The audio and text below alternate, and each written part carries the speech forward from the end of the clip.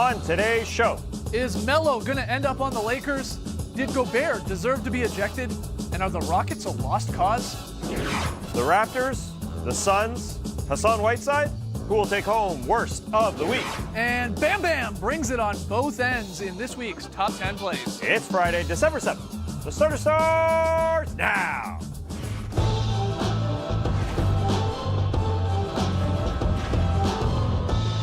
Good evening, Sweet World, and welcome to the starters. I'm J.E. Skeets. That's Tass Mellis. That's the Aussie Lee Ellis, and over yonder, well, that's the bearded one. That's Trey Kirby. Hey-o! Hey-o! TK, what's up tonight? Well, I'm here at the internet looking for your best tweets at #TheStarters. And if you've been following the news in the entertainment world, then you know the Oscars have had a hard time finding a host for their next show. It's been a couple of months, though, so they got to get down to business, and we're here to lend a hand, which brings us to today's question. Which NBA player should host the Oscars? This might sound weird, but I think it's Allen Iverson. The guy's retired, so he's got some time to devote to this thing. It would be hilarious to see him up there in a t-shirt or a sweatsuit when everybody else is in their finest attire. And as we heard from the Players Tribune this week, Iverson is a real movie buff, which means he spends a lot of time watching all kinds of movies. He even included his top 5 movies, which somehow include Law-Abiding Citizen and Troy. What? So you know he has eclectic taste, but we want to hear from you. So let us know on Twitter which NBA player should host the Oscars. You could say Oscar Robertson, but we want to hear from you, so let us know. All right, get your tweets in. Fun show tonight. We're going to hand out the dishonor for worst of the week. We got the best top 10 in sports. We got Lee's very solid play. But we start tonight here on Friday with a little true or false. There's lots to talk about. TK's got the true or false questions, and we will debate the answer. Take it away, my man. The melodrama never stops because according to the Athletic's Joe Varden, sources say that LeBron James would like to get Carmelo Anthony to LA to join the Lakers. However, Varden also says that LeBron hasn't formally requested Melo's acquisition with the front office. True or false? Melo's going to end up on the Lakers.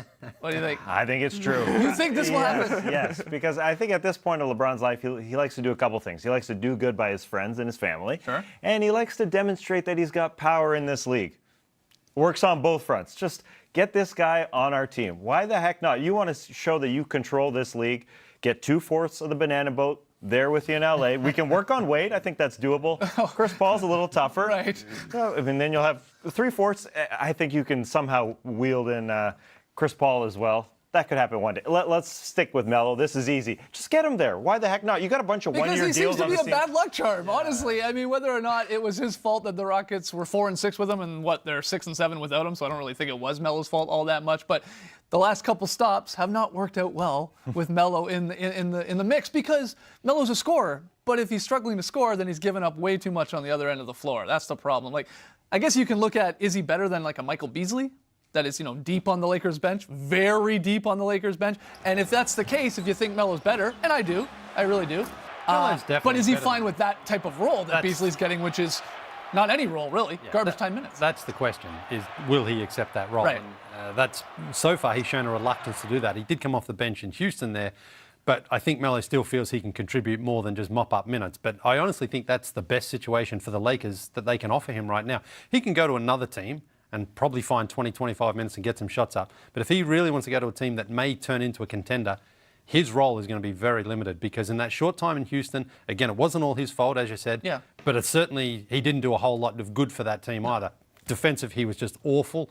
Offensively, he had a couple of okay nights, but he had some terrible nights there as well. So at this stage of his career, unless he can truly adapt his game, like a Vince Carter, then there's not a lot of options out there for him, and not a lot of teams are really in the market for him either. I mean, so is that why LeBron is doing this? Is that why he's putting this out? Well, he's not putting it out, but he is putting it out. No, it sounds to me like some people look at this as LeBron sort of helping Melo save a little bit of face Well, if he wanted to help like his no one friend, wants he him, could but get him to hey, Los he Angeles should still play, is what he's saying. Away. Yeah. But the thing is, I think Magic Johnson and Rob Pelinka don't want to show that LeBron controls the team. Yeah. Those two, the guys, make the decisions on the team. LeBron, sure, he may be endorsing his friend, but if it looks like LeBron's pulling the strings, then that reflects badly on the management there in Los Angeles, and they don't want to give any sort of leverage to the fact that LeBron's the one who calls the shots there. Melo, look, he's only a young guy, relatively speaking. He can still contribute, but he hasn't shown really an acceptance where he would be like, I'll take whatever's on the table. He still wants to contribute more than he can. This is LA, and I think they can sell it. They can sell it enough. You're right. In terms of basketball, hey, it probably won't work. But why not? Why not give it a shot if you're the Lakers? You can sell anything in LA. You know who can make it work? It is LeBron James, because he'll run over the competition and he'll erase Carmelo Anthony's mistakes, which there shall be plenty.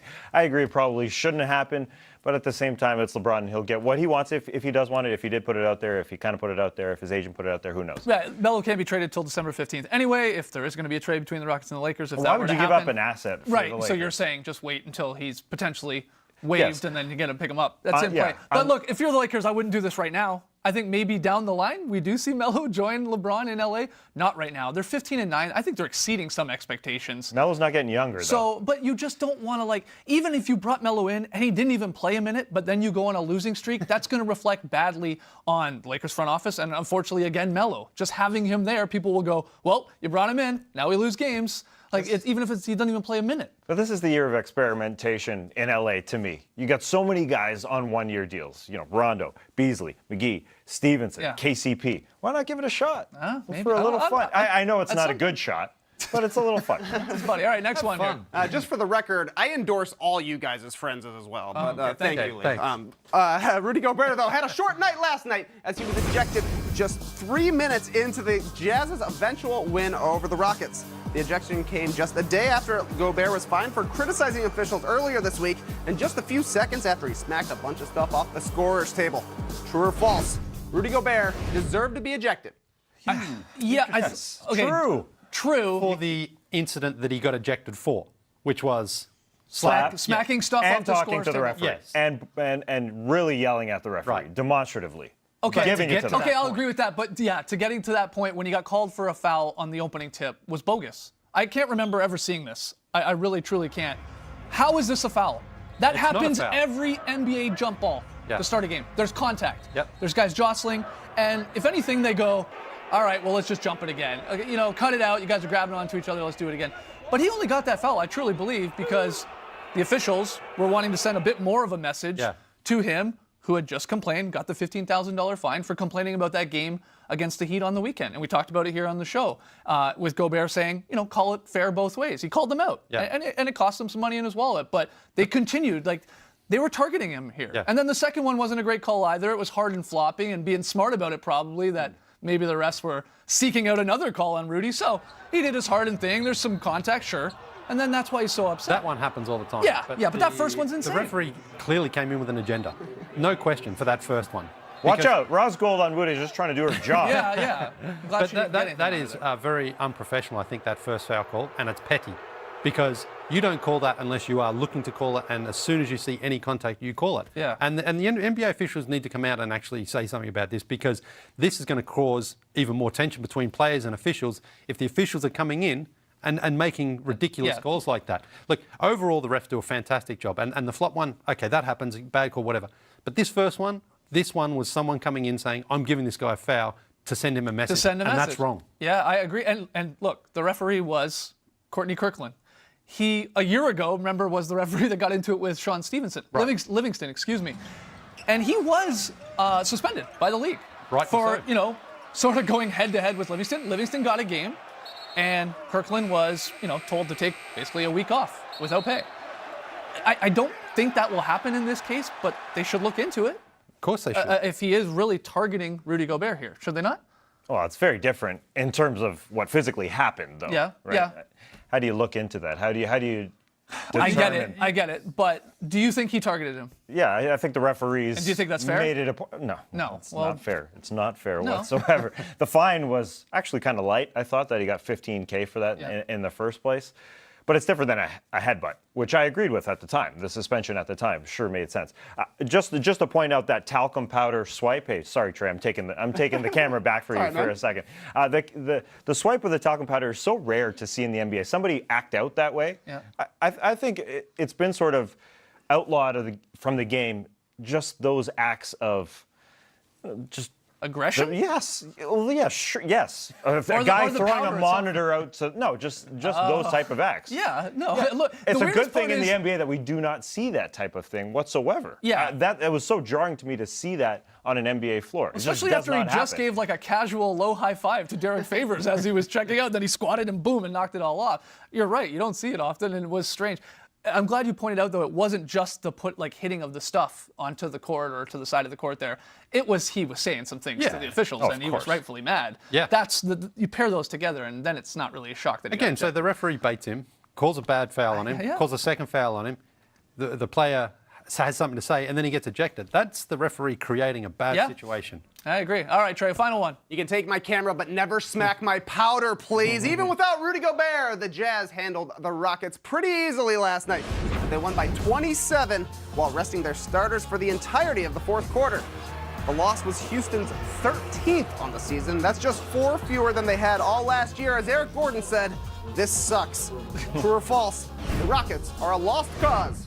Now, lost cause is a very strong term. No, they are not. They're 1.5 games back of the postseason, but they look like an entirely different team this year. It looks very bleak. And the biggest thing to me is how much they've slowed down. I know we talk about them slowing the thing down and playing isolation basketball, but last year they were middle of the pack in terms of their pace, 14th. Now they're 29th. They're dead last. They literally stop.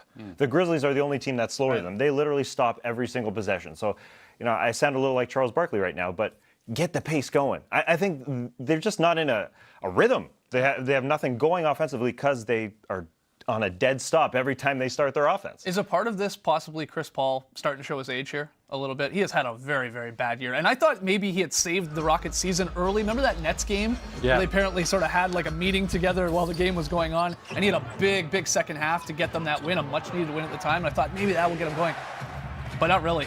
I mean, he's showing his age as a point guard that has a lot of miles on him. The stats support the eye test out there as well. Yeah. He just doesn't have that explosiveness right now. And he's a guy who's had a lot of leg and knee injuries throughout his career, and they may be starting to catch up with him a little bit. He can still kind of get to his spots, but he doesn't have that sort of decisiveness that he used to have where he could just go any time. Are they a lost cause, though? No, they'll be fine. There's still plenty of time. It's still early enough in the season to get things back on track.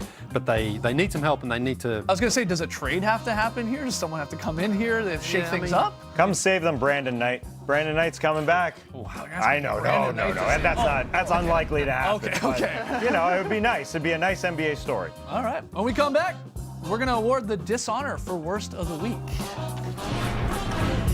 But sometimes guys make mistakes. It's time for worst of the week. Ladies and gentlemen, the worst of the week.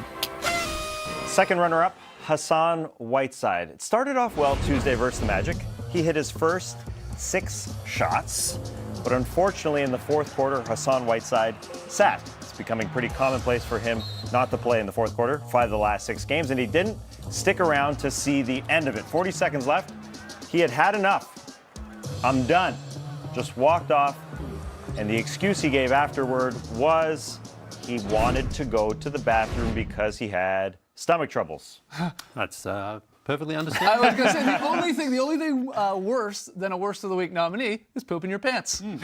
So, smart move. Take the you're ending loss up from here either Taz. way. Yeah, don't take the loss in the pants. Way to go, Hassan. Hassan Whiteside. Yeah, exactly. Hassan Brownside, I also Well said. done. Really But, well done, everybody. I don't buy it at all. Yeah, he's just angry. He's just angry. He was moving a little too slow to be having stomach problems. IMO. Well, some people say you got to move slow if you're having stomach problems. Yeah. That slow? Well, You don't want to jostle anything, I don't Taz. know. You're right. He's not 40 playing in the seconds left. fourth quarter. Look how He's slow he's upset. moving. Yeah, you're right. Yeah, it doesn't get any slower than that. Whiteside, that was great. All right, first runner-up, the Toronto Raptors. The Raptors, you say they're playing well. Wow. What are you talking about? They give this man a permanent locker An ambassador. in the locker room. He's Yes, the global ambassador. he's the global ambassador. That is literally his locker in the middle of the locker room. It says the boy. That's his locker room permanently. Okay. I listened to Inside the Green Room with Danny Green, his podcast today, to get the story. Kyle Lowry pushed for Drake to get his own locker. Now, he had already had stuff in the locker room previously. He was kind of already around. Oh, okay. So they decided to give him one. That's literally in the middle of the locker room. Isn't it DeMar's old locker? Yeah. Is that true? Yes, I believe it is. Yes, it's right beside Kyle Lowry Okay. because they were buds. But at this point, Drake doesn't show up to a lot of games. He's no, that's a fact. You're right. No, you're right. That's He a doesn't need fact. a place to keep stuff. Just bring your jacket with. This is one step closer to Drake actually Playing for the getting on the Raptors. At least being in the warm-ups like Kentucky. Right? And Danny Green was upset that it wasn't swaggerific enough, that it's Theboy. He wanted a da boy Oh. Right. in there. Well, we can make that happen. I mean, I don't Get him a know. new name change plate. the placard. It's not that hard. All right, but the actual worst of the week are the Phoenix Suns because they literally have been the worst at basketball. This Horrible. Tuesday, they were down 36-9 after one quarter against the Kings. That's 27 points. All right, a bad night. Are they going to follow it up with a good one? No. Thursday, they were down 34-9 after the end of the first quarter, 70-18 total, 2 9-point quarters. That's the first time that's happened in back-to-back games in the shot clock era. And after that loss Tuesday, I didn't like the vibe of number 1 pick DeAndre Ayton when he was asked if the team could have came back.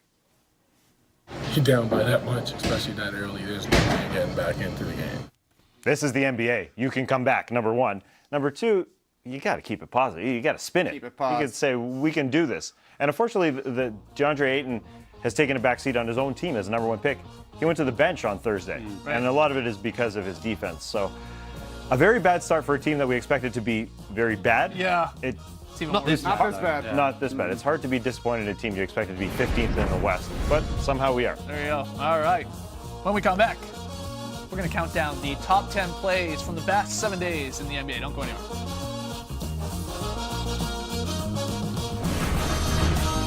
Down the top 10 plays from the past 7 days. Let's start at number 10. That makes sense. It's DeAndre Jordan. Inside on Leonard. Big dunk. That's an and one from DJ there. Put him right in the basket. That's nice. Big dunk. Calm reaction. Watch at number 9, Giannis Antetokounmpo, a little bully ball to a man who loves bully ball, Blake Griffin, pushes him out of the way and throws it down on him. Gives him a little flex there too. Yeah, that's Mario Hezonja's fault. Sorry, Blake. Yeah. Right, you angered Giannis. Goodness. At number 8, we've got Monk going off the glass to Bridges, who's trailing. Nice. Kicks the feet up a little bit. Yeah, cocks it behind his head a little bit. Seeing the dunk contest. Yeah, I think we can almost lock that in at this point. Barring injury, he's got to be in this thing in Charlotte. You would hope so. He's had some great dunks this year.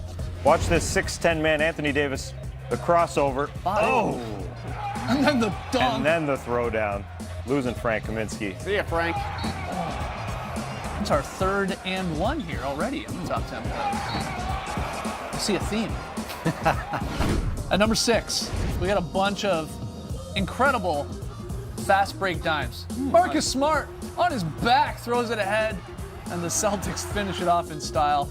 I've seen that this week somewhere. Oh yeah, that's right. Lee had it as a very solid play, even though it's very, very sexy and in the top 10. It's solid.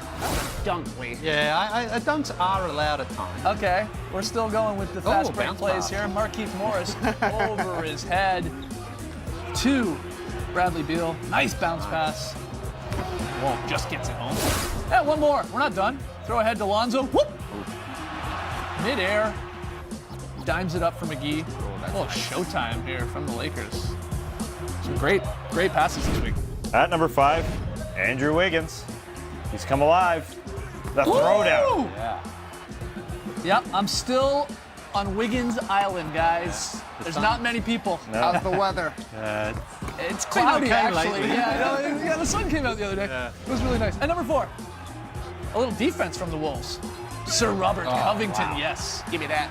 Best Tied jump up. ball of the season, that one, maybe? That is a beautiful block. That's clean. Yeah, get it. This guy is going to be in the running for Defensive Player of the Year. Sure. Steal and a block on that play, it looks like. Huge play. Nikola Jokic, speaking of huge, this man is huge. Look at that find. Oh, where did we see this play? Very solid play. Yeah, that's gotta right. be Also, it's kidding very, me. very sexy, too. You're stealing my bit now. It's like, what's the point of very solid play if they're all very sexy? That's Hey. what I'm asking. It's a good fundamental play that leads to a wide open shot. That's a very solid play. At number 2, Trae Young throws it up to John Collins. Where did we see this man earlier this week?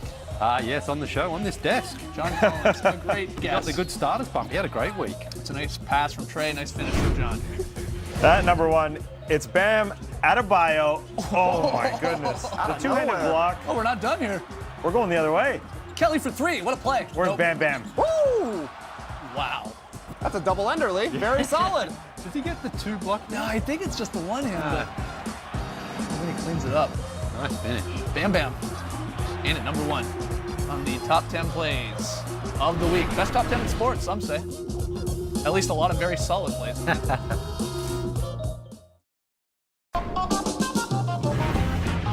back with the starters.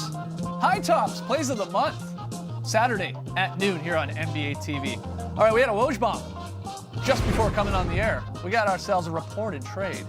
George Hill going to the Bucks along with Sam Decker in exchange for Matthew Dellavedova, John Henson, and some future picks in 2021. Interesting to me, the Bucks immediately become a player in this free agency right now.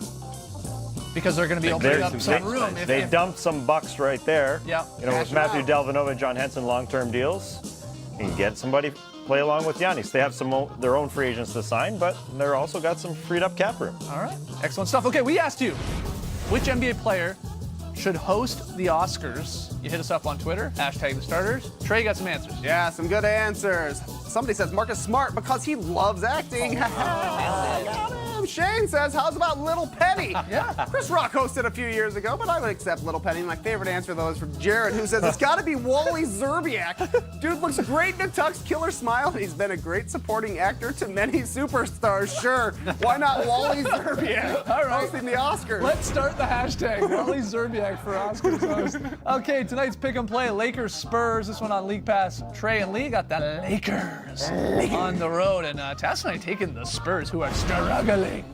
Shout out to Cam Stewart with that struggling. Lee, very solid play. Yeah, and a new category here from the Boston Celtic. It's the all-perimeter play. The ball does not go inside. It just keeps fizzing around and around and around until it finds Jason Tatum, who knocks it down for 3. That's what I call a very solid top 10 play. No, I was going to say, we won't be seeing that one on the top 10. At least that's for sure. We had wedgie number 11 late Thursday night. Yeah. Yes. We Yes. squeezed it in, no pun intended. Grayson Allen, the stick. Stick it. It feels like there has been an uptick on wedgies lately. It's been a good week. Because there has been. There's 5 in the last 11 nights. We're now on pace for about 39 or 40 wedgies on the year. We've really picked it up. Drop podcast, it's up. We talk Melo, John Wall, Katie, Mr. Baseball, and we brainstorm ideas for alternative non-monetary fines to punish players. You got to play in shoes that are just not your size. Good one. Yeah, That's you're a like great size one. 10. You got to wear Shaq shoes. I Yeah. think it's worse to wear small or big. Probably small because it can really be Uncomfortable. Yeah, Big because you could roll an ankle. Dangerous. Yeah. Take your pick. What if you had to play in pants? 'Cause pants, I think, are weirder on a basketball court. Shorts are getting shorter. Yeah. People don't mind seeing Lee's legs when he's skating around here. Oh, pants is good. Yeah. That's Pants. very funny. We got a fan sign. This is from Ben in Hawaii, who's at an elevation of 9,700 feet. Easily the highest fan sign we've ever had. Excellent. We'll see you guys on Monday. Thanks for joining us, folks. And remember, we squeezed a lot into the show. Some say too much. Go Atlanta United. Brace tonight, people.